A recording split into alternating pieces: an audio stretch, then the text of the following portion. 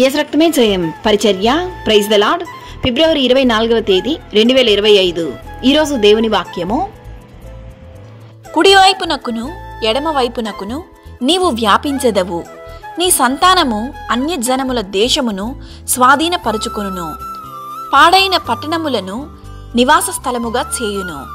యెషయా గ్రంథము 54వ అధ్యాయం 3వ వాక్యము. మన దేవుడు వాక్కు మారని వాడు, వాగ్దాన పుత్రుడు.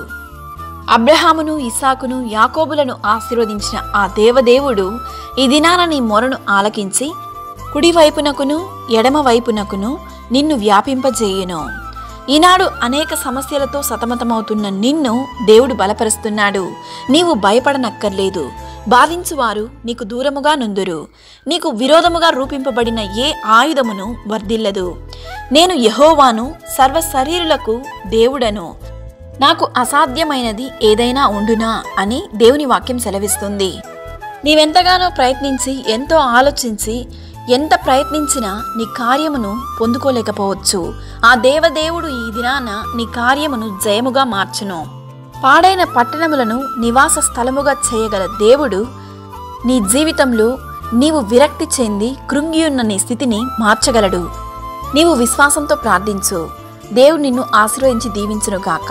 ఆమేన్. God bless you.